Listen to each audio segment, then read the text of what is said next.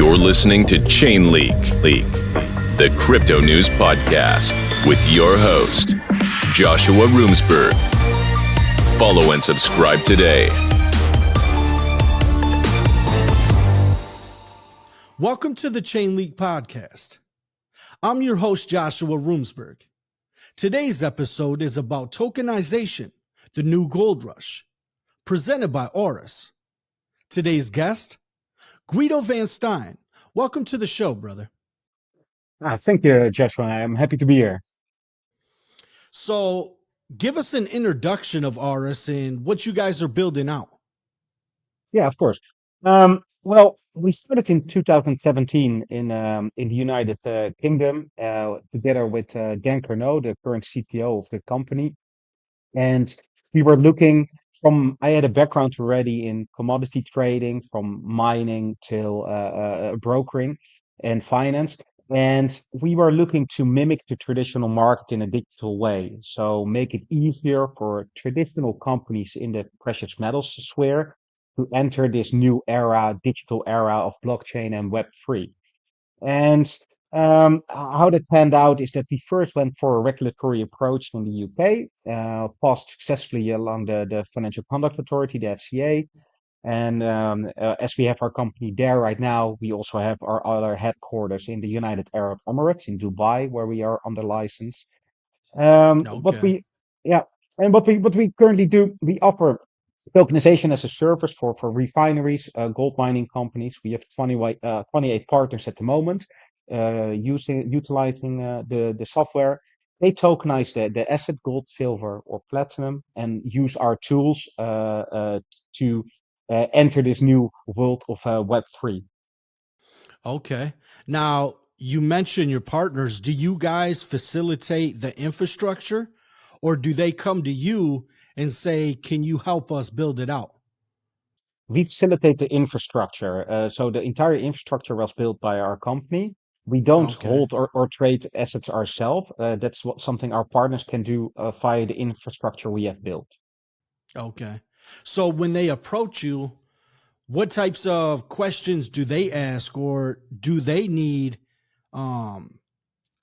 answered for themselves? If I had a gold refinery and I wanted to come to you guys to put it on chain, what would be the process of putting that together? Is it a company side, or would you guys facilitate the back ends of that? We facilitate the backend. It's almost a plug and play solution. For instance, a refinery wants to add 10 kilos of gold.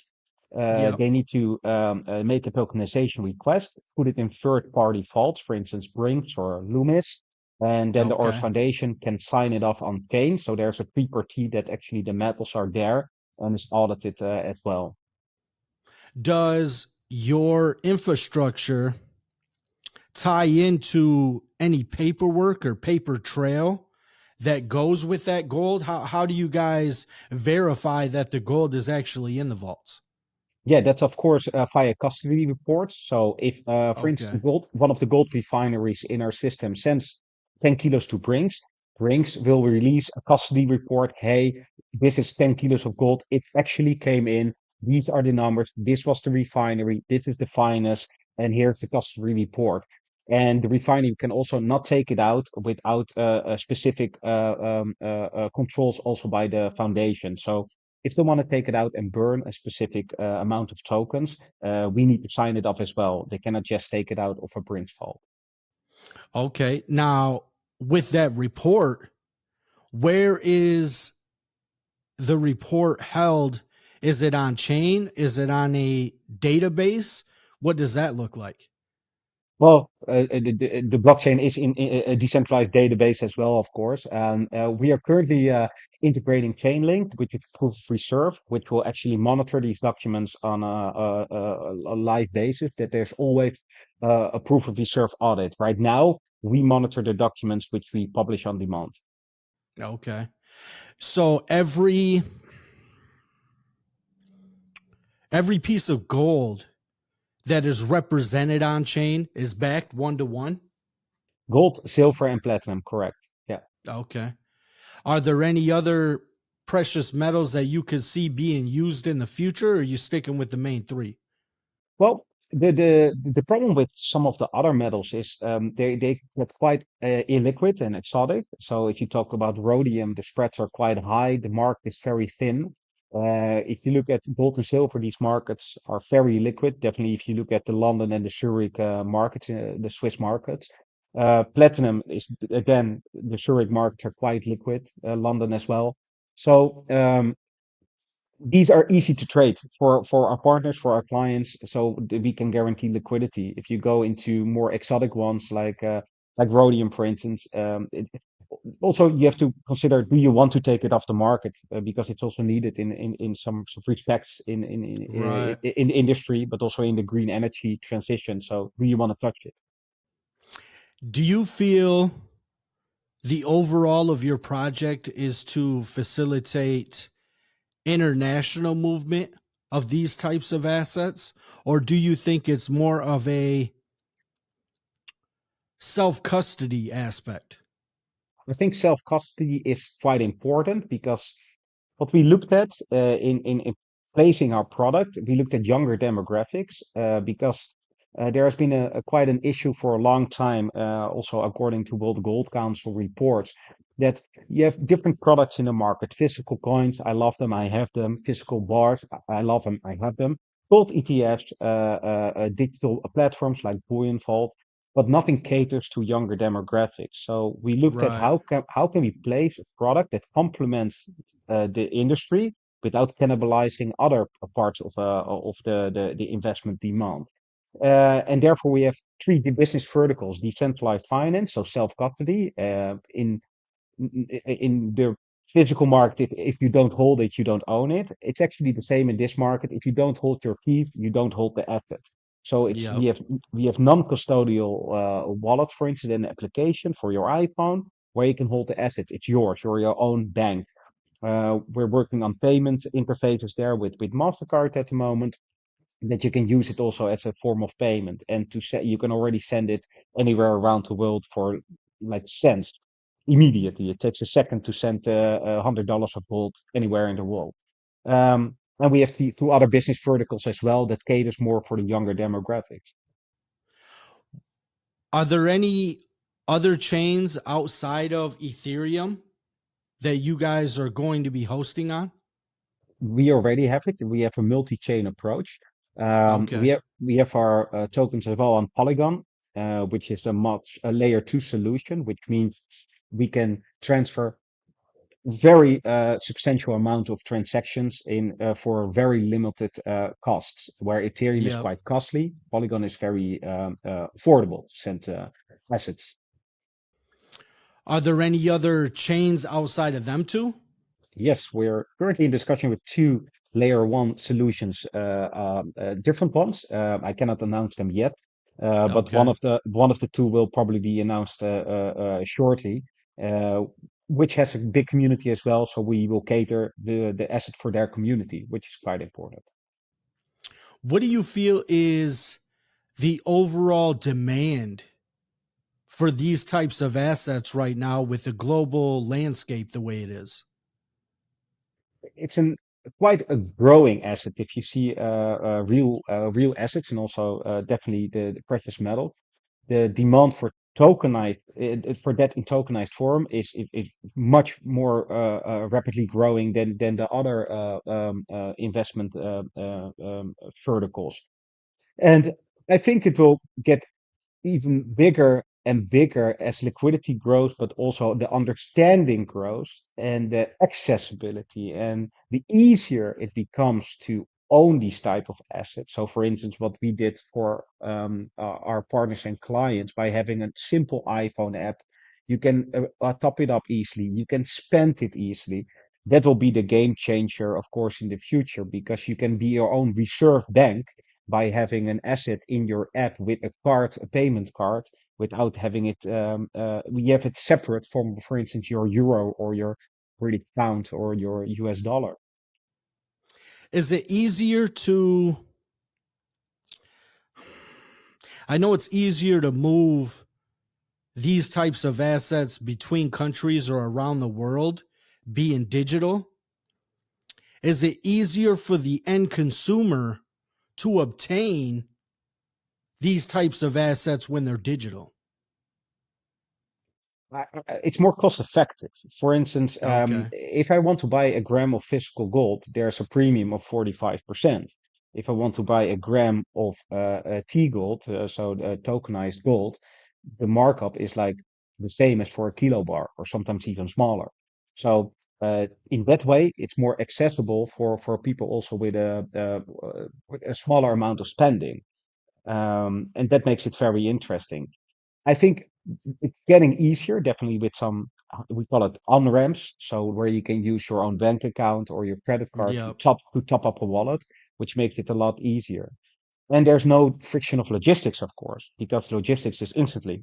So you don't have to wait for UPS or DHL or FedEx or whoever brings your gold coin to your home. It's instantly there to spend.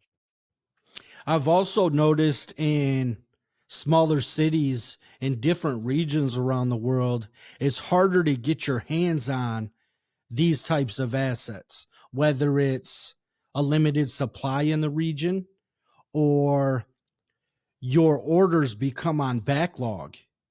I look at the overall landscape of digital metals and I feel like you're breaking a barrier with that, to where if they can't access the physical asset in their region, they still have the ability to touch the asset being digital.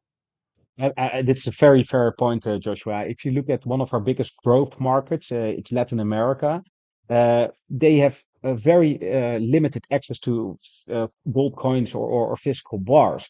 Also, because the big brokers in America or even in Europe don't ship there because it's dangerous. It's not insured Yeah. then.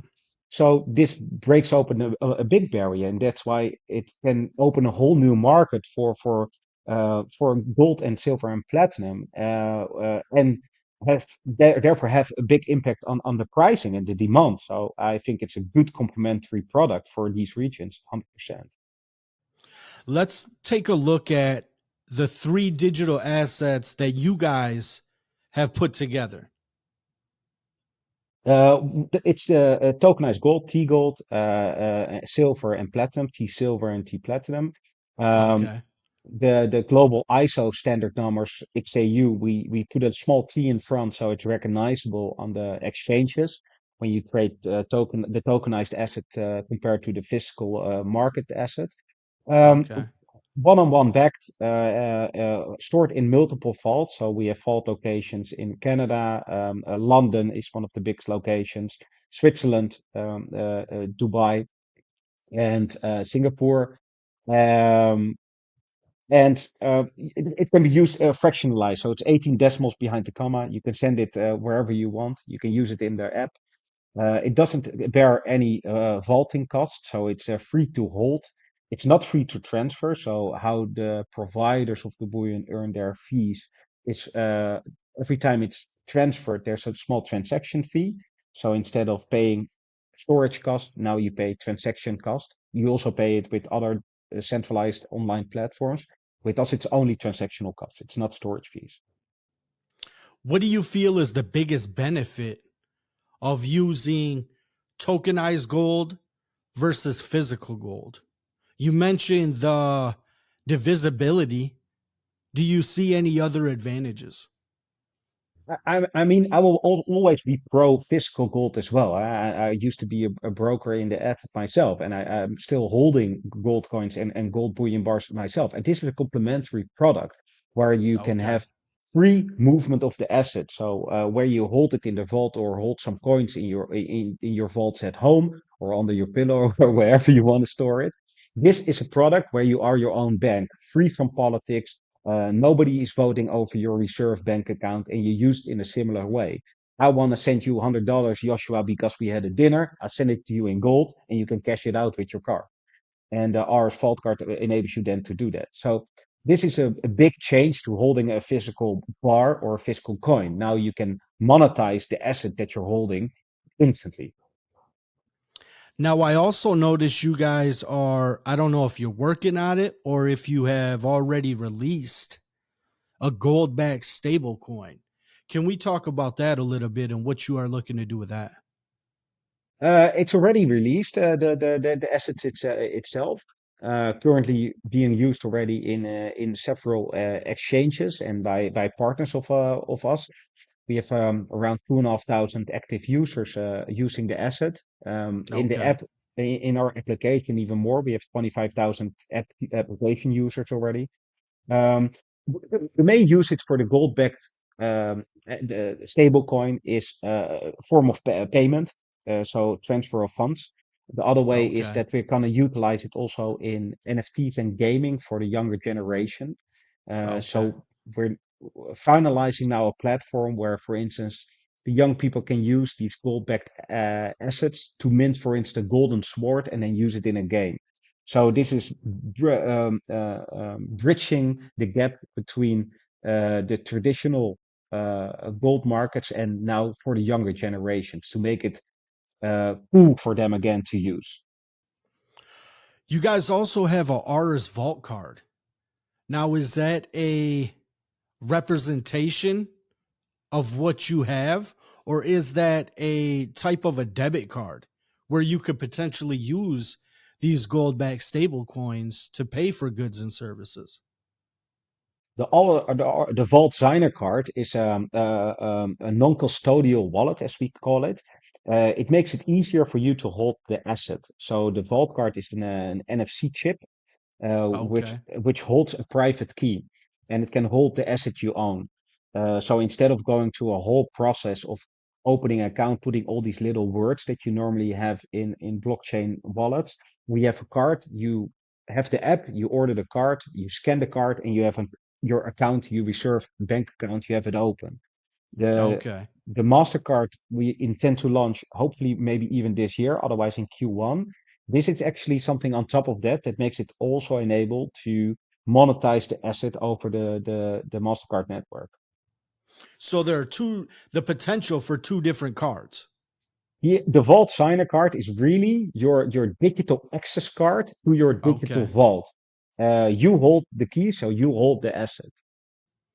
Okay. And then you said you have another card you guys are going to launch with MasterCard That will be a on the payment card. MasterCard network. Okay. That will be a payment card. And then overall, when you look at the landscape of money, how do you feel when you compare different countries' currencies compared to, say, gold, silver, and platinum? I know you have different emphasis on inflation. With physical gold, you don't have the same type of inflation. It's a limited supply. Um, what is your overall look on the different types of money around the world? I mean, to be honest, I think there's actually a very urgent need for a gold-backed stable coin that people can use, that they can accumulate wealth, besides being dependent on politics and government controlled fiat currencies. I mean, the moment we set the gold standard free in the beginning of the 70s is also the moment inflation started to kick in and Yeah. every decade or so in extreme ways. And people with maybe limited amount of money or limited amount of knowledge how to protect themselves against it are being inflicted by it quite rapidly. So I think having a reserve currency, a reserve bank, like every actually government has. I mean, the United States government has gold. The Dutch government, my government, has a lot of gold. They have it themselves, but we don't have it. It feels a little bit strange that everybody should have a reserve bank account where they have 10% of their wealth in gold and still can monetize it. So I think it's a necessity that this will be there and that people understand why it's so important to have something under your own control. Another thing I seen recently was over the last 3 years, they have printed more money than has been in circulation over the last 80 years. Now, to wrap your head around that, that's mind blowing when you think about gold and silver as an alternative to inflation, to counteract inflation. I have gold and silver myself, and I look at the different jewelry I buy, making sure I preserve some of my wealth in my jewelry as well, because when you look at the spending power of a dollar in these days, it's mind blowing compared to what was just happening a few years ago. Like I was in the store yesterday and a bag of Dorito potato chips. Doritos are going for $5 and $6 now, when 3 years ago you could get a bag of Doritos for $2. It's crazy, just the inflation over the last 3 years.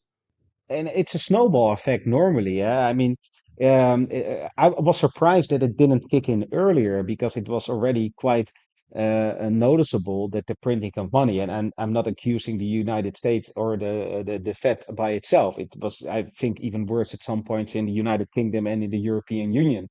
And that it took so long to kick in because it was noticeable in equity markets, in property prices that went ballistic. I mean, they were all inflation-proof assets for the past decades when inflation was already there. But apparently, everybody was waiting for it to kick over into primary goods like the energy markets and the food markets. And now that finally happened, some people are like, "Oh my God, what happened?" But it was it's clear in the skies that it was going to happen. Um, I think it will be difficult to counteract, and I think people should. We are still at the beginning of a precious metals bull market because more and more countries are looking at paying in gold. I had an interview on Monday, and I told, for instance, Ghana, a gold-producing country, in November announced that they want to settle their energy supplies in gold instead of dollars because of the high interest rates of the dollar. It's very difficult for these countries to get their hands on a dollar. Hey, and they rather pay in something they already have in store. So the more this transitions to the gold markets, and gold is of course a monetary asset already, the more it will benefit the price and demand. And that's why we're at the beginning of this. And I see the price of gold going much, much higher than where it is right now because it's just a very liquid and important market. And people and governments are starting to see that it's the only real form of money. When you look to the next year or the next 3 years for Aurus, how do you see the future developments? Are there any things that you could see happening in the future that you guys haven't I don't want to say haven't started to build, but you haven't released to the market yet? Do you have any other future developments that you could speak on? Yes, definitely. Of course, certain things outside of our control, I cannot look into because I don't have a glass ball. But in looking at our roadmap, there's quite a lot of ambitious projects our tech team and our entire team is working on. Not just the Mastercard, but also the yield on our precious metals account. That's one of the biggest things we're working on at the moment, which is quite a game changer. Where I used to hold the kilo bar of gold in Switzerland and was paying 0.18% per annum to store it there. Now I don't have to pay that fees, but can also earn a yield. So we're working on several systems in DeFi to make this happen. It will be a conservative yield, of course, probably between 3 and 4%. But this is one of the big developments we're pointing at right now. The other very big development is the NFT gaming platform, where we work with gaming studios to introduce gold again in games, where it has been for the past 2 decades, from Super Mario and the little gold coins to World of That'd Warcraft. be cool. The only thing we do is actually making the asset real, so it's not fake anymore that you gather in these games. It's going to be real, NFT'd on our platform, and it can also be used and burned back into our platform for gold and spent. So this is a big other business vertical we're working on at the moment, which will probably in the next 8 months will be a game changer for the company, but also for the precious metal space, because we enter into a new market for the asset, which hasn't been done before. When you look at when you look at different types of gaming options for physical backed gold in these digital games, blockchain based games is one aspect. But if you could tie blockchain based games into gaming systems like Xbox or PlayStation 5, that's where it could really get interesting. If you can tie blockchain into them type of games and then have a real world asset behind what you earn in them games, that could get crazy. I think that's a real unique aspect for sure. Yeah, yeah, definitely. And luckily, on our board, we have one of the persons that work very high at Nintendo. So we Okay. definitely have the right people to make this transition happen. We're not there yet. I'm gonna be honest. We're working on this at the moment. Yep. But it's definitely something in the future that we're gonna use. And there's a lot of positive feedback already from the gaming community because they are used to getting gold in games. We are making it real for them. Okay. Now, to close out the interview, tell the users where they can learn more about Aurus and tell them your Twitter account if they want to follow. Well, definitely go to our website, aurus.io. Also, on our Twitter, our official Twitter of Aurus, you can find a lot of information. We currently also have quite a nice a community race going on our website. We have a native token as well, Aurus X, which you can use in our system to earn rewards paid in gold, silver, and platinum on a monthly basis. Right now, if you order a little package on the website, you can look at it. You get also the Aurus Vault card for free. So that's the Vault Signer card. And you get access to the early launches of our NFT. So it's quite interesting. So on our website, aurus.io, you can find all this information. And we have quite a nice customer service team as well, which is happy to answer any questions on Twitter, YouTube, LinkedIn, or our other social media channels. Okay, great. This has been Tokenization, the new gold rush. Thank you, Guido. I appreciate you being here, brother. Thanks, Joshua. Thanks.